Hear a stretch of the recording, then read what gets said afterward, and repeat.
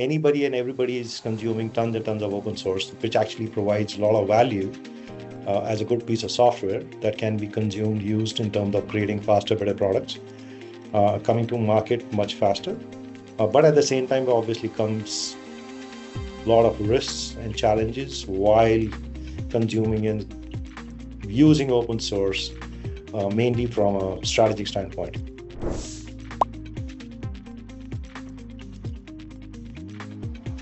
So my name is Rohit Sharma, and I'm founder of this company called Lyra Infosystems,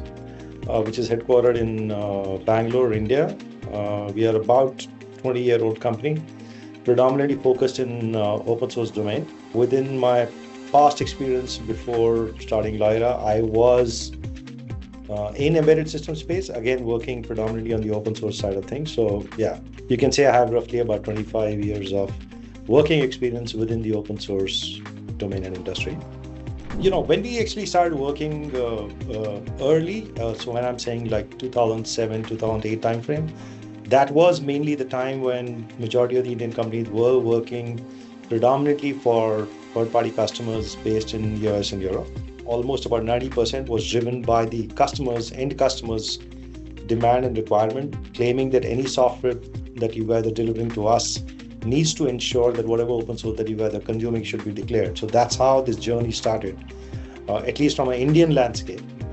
that you need to actually verify whatever your software developers are doing in terms of either consuming a lot of open source. So it's definitely is driven by external factors first, mainly because if you actually see the Western world have been consuming a lot of open source, and they've been quite sensitive in terms of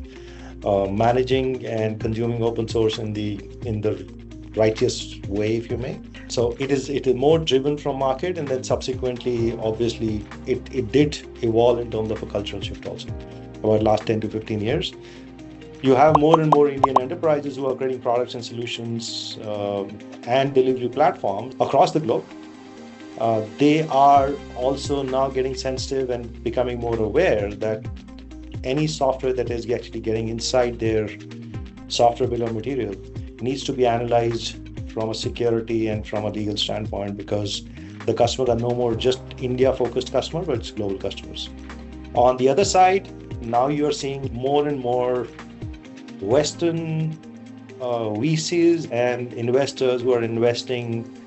significant amount of money on Indian enterprises who are creating products for a global market. And one of the key aspects, apart from the financial due diligence, comes the software due diligence, wherein an investor wants to know that whatever intellectual property that you are claiming to be your intellectual property, how clean it is, mainly from a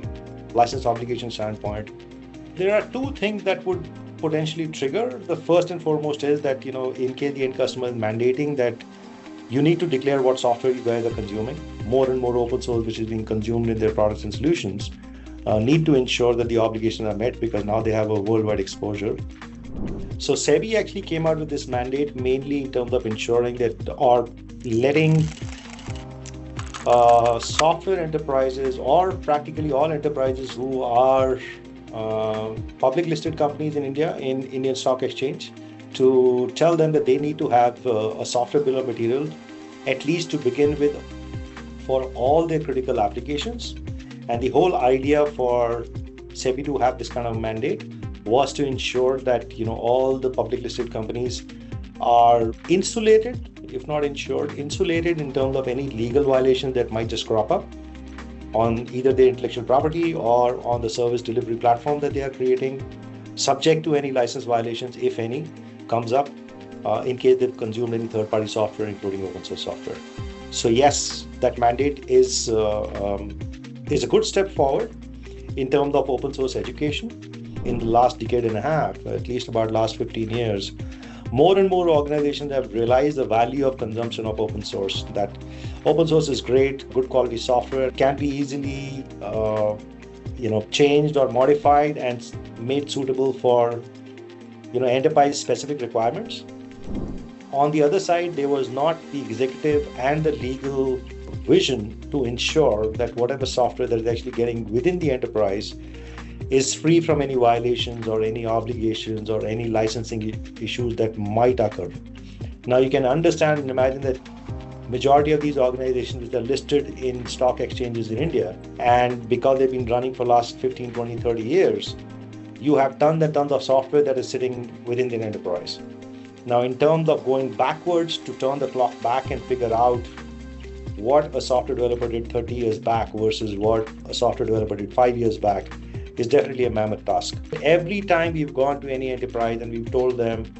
that you have something that you're not aware of, everybody claimed that they know, and we have been right 99.9% of the time. All the organizations have found that there's something that they were not even aware of that was part of their entire code base. And it used to surprise me earlier, but yeah, now it doesn't, because that's the part of the software business that you are in, to ensure that they're able to understand what is actually sitting within their enterprise, which might be a ticking time bomb and might create a security or a legal risk, if not today, maybe 2 years or 3 years down the line. So yes, there is definitely struggle in terms of figuring that out. But the good news is that the mandate has actually been taken very positively by majority of the enterprises, and they understand the value that the mandate brings to the table, because at the end of the day, it is the benefit for all of these organizations. We need to come up with something like a phased plan. So one part of our engagement is to ensure that any piece of software that is moving out, it is definitely checked for any violations, compliance issues, and security vulnerability issues. And at the same time, create a stopwatch saying that, okay, from yesterday and backwards, whatever software was already created, we will work backwards in terms of creating a baseline for your entire piece of intellectual property that you guys have created for the last 10 years, 15 years, to ensure that in case there was any violation, we'll come up with a mechanism how we are able to fix them. But more importantly, whatever stuff that is moving out of the door tomorrow, we need to first prioritize that so that we don't end up, or the end customer doesn't end up in terms of any license or security risk. OpenChain is one of the initial projects that actually started on a global basis, and Lyra was the first Indian company to be an OpenChain compliant way back about a decade back. Community events and communities like OpenChain have played significant role in terms of educating organizations and, more importantly, software developers who at the end of the day used to be consuming a lot of open source, still do, but at least now they're a little bit more sensitive to understand that yes, there could be some legal or security risk when they're consuming or when they are creating a product by using third-party software and not declaring it. India is now moving quite aggressively in terms of the software products and solutions that India, the country, is creating for the rest of the world. Now, a typical example could be something called a UPI, which is called the Unified Payment Initiative of India. India is providing this platform even to these emerging and developing countries. Now, by virtue of doing that, it at the end of the day again boils down to that the UPI platform per se, which is in a way supported by Government of India, should be completely compliant from a third-party risk, definitely should be fully secured from any security vulnerabilities, and more importantly, the intellectual property needs to be 100% clean to ensure that any third-party software that has been consumed in platforms or software delivery, what is the right way of consuming third-party software like open source, and ensuring that whatever software that they are consuming, they're able to safely, securely, and confidently declare that this is my entire software bill of material, this is what has been created by me, this is what has been consumed by me, and this is what is being delivered by me, and at the end of the day, this is the entire seal of saying that yes, this intellectual property does belong to me, and I'm willing to share it with third-party like-minded countries.